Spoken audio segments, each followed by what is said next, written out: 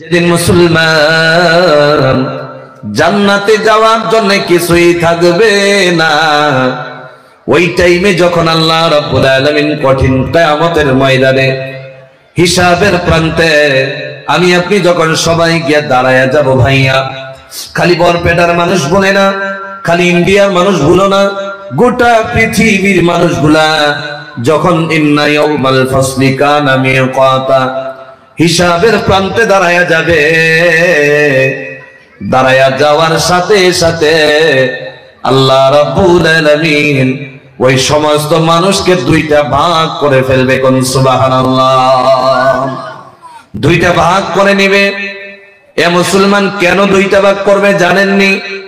সুদ খাইলো, ঘুষ খাইলো, এ মুসলমান মদ পান করলো, জিনা করে নিল, এমন কোন গুনাহ নাই যেই গুনাহ তার জীবনের মধ্যে হয় নাই, সব গুনাহ হয়ে গেছে।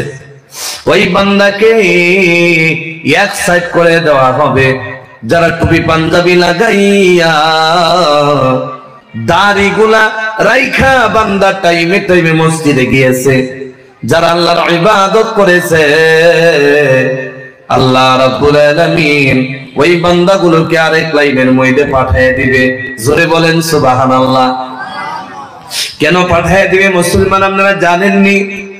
এই যে কিছুদিন পর রমজান মাস এসে যাবে, সারাটা দিন রোজা রাখার পর ইফতার সম্মুখে রাখিয়া মসজিদে যখন ইফতারের মধ্যে বসে যাব, দলে দলে বসে যাব, 10টা মিনিট চলে যাওয়ার সাথে সাথে নামাজে দাঁড়ায়া যায়। এত কম টাইম সারা দিন রোজা রাখা এই 5টা মিনিট 6টা মিনিটের এই যে ইফতারটা শর্ট টাইম হয় না, লম্বা হয়? জোরে বলেন। অনেক শর্ট হয়ে যায়। আল্লাহ রাব্বুল আলামিন ডেকে ডেকে বলে, যারা আমি আল্লাহর ইবাদত করে, যারা আমি আল্লাহ রাব্বুল আলামিনের হুকুম অনুযায়ী চলে, ওই বান্দাগুলোকে আমি কঠিন কিয়ামতের ময়দানে হিসাবের প্রান্তে ওই বান্দাগুলোকে দাঁড় করায় দেব না, ওই বান্দাগুলোরে একটা জান্নাতি চট্টির মধ্যে বসায় দিব। কান সুবহানাল্লাহ। ওইদিকে হিসাব শুরু হয়ে যাবে। হাজার হাজার বছর চলে যাবে, মানুষ ওই টাইমে ডেকে ডেকে বলবে, না না আমার জান্নাত লাগে না, জাহান্নামে দিয়ে দেখ। কিন্তু আমারে এত কোটি বছর দাঁড় করায় রইছে, আর সহ্য করা যায় না। জান্নাত লাগে না, হয়তো হিসাব করে জাহান্নামে দিয়ে দেখ, সহ্য করা যায় না, সহ্য করা যায় না। এত লম্বা টাইম দাঁড়ায় থাকা যায় না, মানুষ ক্লান্তি হয়ে যাবে। এ বাবা, এত লম্বা টাইম যে তারা দাঁড়াইয়া থাকবে, আল্লাহ রাব্বুল আলামিন হিসাব তারপরেও নেবে না, অনেক পরে হিসাব নিবে।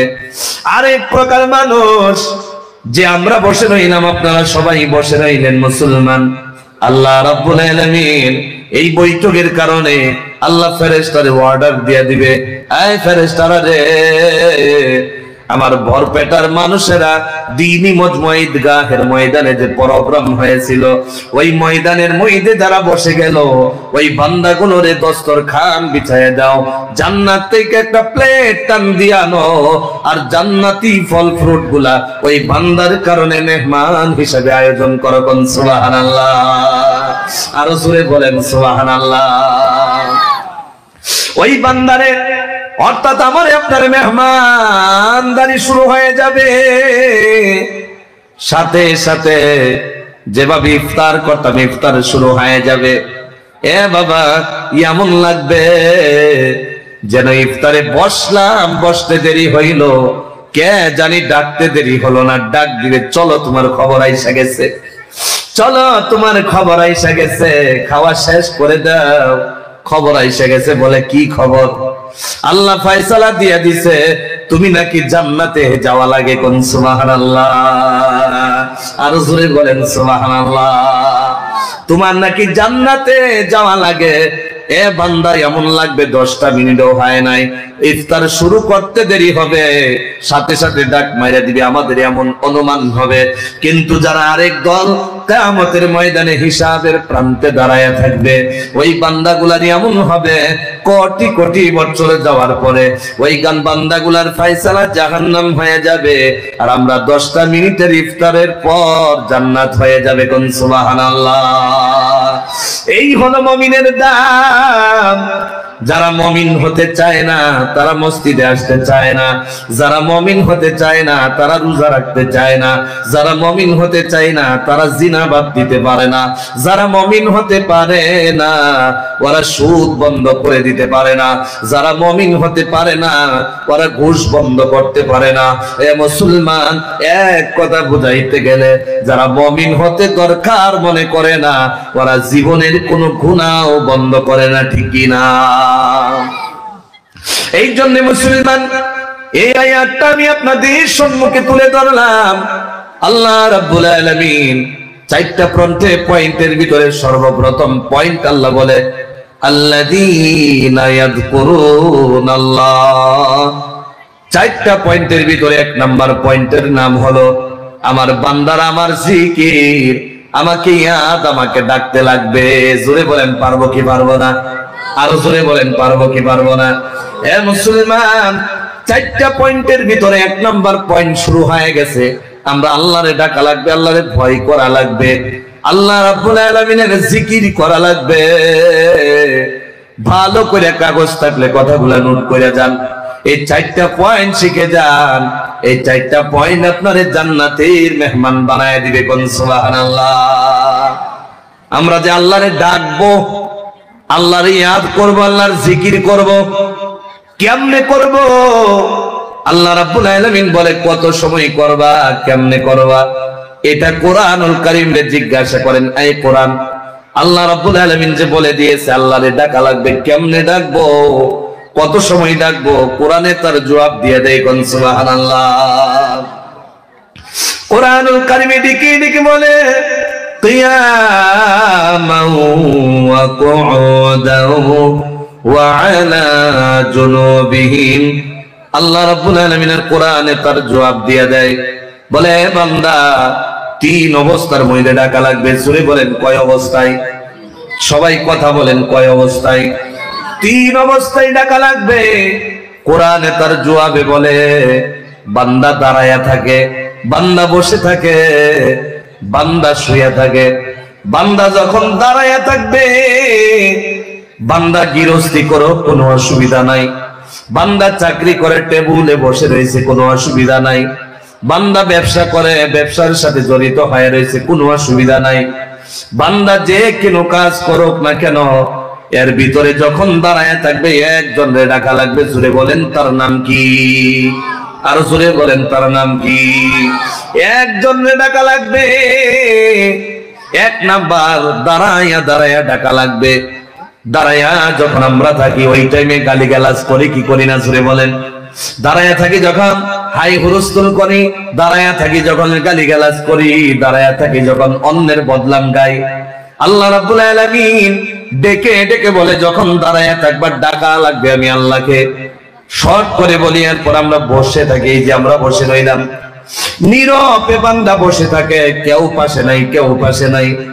ওই বান্দা বসে বসে কি জানি দুনিয়ার চিন্তা করে, মাথার মধ্যে চিন্তা আনে কেমনে টাকা বানানো যায়, কেমনে বিজনেস টাক বানানো যায়, কেমনে সন্তানটারে ভালো পড়ালেখা করানো যায়। চিন্তা করে আমি যে গৃহস্থীটা করলাম, গৃহস্থীতে লাভ খাই না লস খাই, এগুলা চিন্তা করে। এক কথা বুঝাইতে গেলে দুনিয়ার যত চিন্তা, বান্দা যখন নীরবে একা বসে যায় ওই টাইমে আল্লাহকে ডাকা ভাত দিয়া সারা দুনিয়ার চিন্তা নিয়ে ব্যস্ত হয়ে যায়। আছে না না? একবার মনে মনে ভাবেন, কেন চিন্তা করবেন আপনি? আপনি যদি চিন্তা করেন আপনার সম্পদ বাড়বে না, আপনি যদি চিন্তা করেন আপনি বড় মানুষ হয়ে যাবেন না। এখন প্রশ্ন হলো কেন হব না? আল্লাহ রাব্বুল আলামিন আপনি কত টাকার মালিক হবেন এটা আল্লাহ লেখা রাখছে, কেমন সুন্দর হবেন এটাও লেখা রাখছে, কেমন বিজনেস করবে সেটাও লিখে রাখছে, কত বড় গিরস হবেন সেটাও লেখা রাখা দিচ্ছে। এখন আপনি বেকার কেন টেনশন করবেন? আল্লাহ যেটা আপনার জন্য রাখছে এটা আপনি পাবেন। কেন চিন্তা করলেন? কেন চিন্তা করেন? আমাদের বড় বাবা চিন্তা করেছে দাদার জন্য কিছু একটা রাইখা যাওয়া যায়। বড় বাবা প্রতিদিন চিন্তা করেছে দাদার জন্য কিছু একটা রাইখা গিয়েছে। এরপরে দাদু চিন্তা করেছে বাবার জন্য কিছু একটা রাইখা যাওয়া যায়। এরপর দাদু চিন্তা কইরা কইরা বড় বাবা যতটুকু রাখছে দাদু বাবার জন্য ততটুকুই রাইখা গেছে। পারলে কইমা গেছে, বাইরে যায় নাই। কেন চিন্তা করলেন? এরপরে আমার আপনার বাবা আমার জন্য চিন্তা করেছে, আপনার জন্য চিন্তা করেছে। একটু পরিশ্রম করে, মেহনত করে, চাকরি করে, ব্যবসা করে, দোকান করে, দেখি সন্তানের জন্য কিছু একটা বাঁচায় রাখা যায়। দাদু বাবারে যতটুকু দিছে চিন্তা কইরা, পরিশ্রম করে, মেহনত কইরা পারলে আরো কিছু আমার জন্য কম রাখছে, বেশি বানাইতে পারে নাই। এখন আমাদের অবস্থা এটাই, কারো একটা সন্তান, কারো দুইটা সন্তান, কারো তিনটা সন্তান হয়ে গেছে। চিন্তা করি কেমনে সন্তানের জন্য কিছু রাইখা যাওয়া যায়। আমারও যে অবস্থা আপনারও সেই অবস্থা। এ বাবা, কেন আমাদের এই অবস্থা হবে? কারণ হলো ঈমান হতে গেলে, ঈমানদার হতে গেলে, প্রকৃত মুসলমান হতে গেলে যেগুলা কাজ করা লাগে এগুলা কাজ আমাদের জানা নাই। যদি জানা থাকতো এগুলা বস্তু নিয়ে একবারও চিন্তা করা লাগতো না। জোরে কোন কথা ঠিক কিনা? 2 নাম্বার চলে গেল। আল্লাহ রাব্বুল আলামিনের কোরআন ডেকে ডেকে বলে 2 নাম্বার বসে বসে আল্লাহরে ডাকা লাগবে। এরপরে কোরআন রে জিজ্ঞাসা করেন আরো আসেনি? কোরআনুল কারীমে ডেকে ডেকে বলে আর একটা অবস্থা আছে, যে অবস্থায় আপনি রাখবেন। কোরআনুল কারীমে ডেকে ডেকে বলে ওয়া আলা জুনুবিহিম, চিৎকার দিয়া বলেন আল্লাহু আকবার। আর জোরে বলেন আল্লাহু আকবার। কোরআনুল কারীমে ডেকে ডেকে বলে ওয়া আলা জুনুবিহিম। এরপর বান্দা ঘুমের ঘরে চইলা যায়, শুয়ে যায়। রাত 9টার সময় এখন পর্যন্ত ঘুমায় না। বান্দা 7টার সময় শুয়ে গেছে, 8টা চলে গেল, ঘুম আসে নাই। 9টা চলে গেল, এখনো ঘুম আসে নাই। 10টা হয়ে গেল, এখনো বান্দার ঘুম আসে না। 11টা হয়ে গেল, বান্দার ঘুম আসে না। বান্দা শুয়া শুয়া মোবাইলের মধ্যে ব্যস্ত হয়ে যায়, আছে না নাই? এ বাবাজি, যতটা টাইম আপনি মোবাইলে দিলেন, এতটা টাইম যদি বৈশা বৈশা, দাঁড়ায়া দাঁড়ায়া, শুয়া শুয়া যদি আল্লাহরে ডাকতেন, আল্লাহ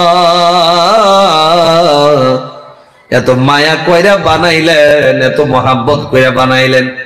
কেমন মহাব্বত করে আল্লাহ বানাইলো!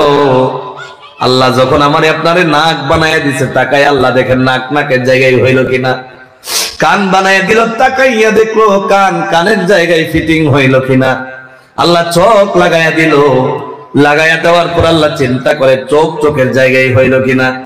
আল্লাহ এত মায়া করে বানাইলো, ওই মায়ার আল্লাহ রে আপনি ডাকলেন না। গজবের মোবাইল নিয়া হাতের মধ্যে রাত 11টা পর্যন্ত আপনি শুয়ে গেলেন।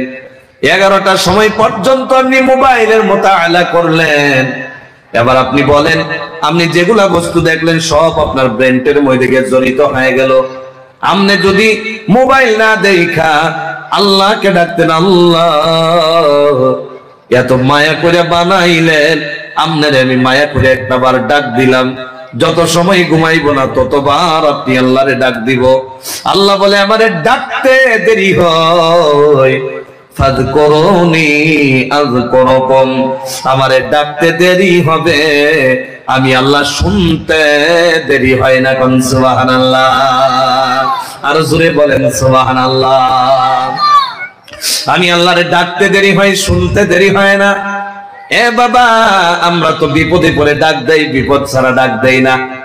এ মুসলমান, ঘরে পেঁয়াজ নাই, আল্লাহরে ডাক দেন, বলেন আল্লাহ ঘরে তো পেঁয়াজ নাই, আল্লাহ পুরা করে দিবে। এরপরে আপনার ঘরে চাউল নাই, আল্লাহরে বলে আল্লাহ চাউলের ব্যবস্থা করে দেন, আল্লাহ চাউলের ব্যবস্থা আপনার জন্য করে দিবে। আপনি আল্লাহর কাছে বলেন, আল্লাহ বহুদিন হয়ে গেল ঘরে গোশত আনা হয় না, একটু গোশতর ব্যবস্থা করে দেন, আল্লাহ গোশতর ব্যবস্থা করে দিবে। এ মুসলমান, ডাকার মতো ডাকা লাগবে, ডাকার মতো ডাকা যদি না জানি তাহলে আল্লাহর কাছ থেকে চাইলে পাওয়া যায় না। জোরে বলেন কথা ঠিক কিনা? চাইলে পাওয়া যাবে, ওই টাইমেই আল্লাহ বলে চাইলে আমার কাছে চাইলে আমি আল্লাহ যে পুরা করে দেব। এর ভিতরেও দুইটা শর্ত আছে।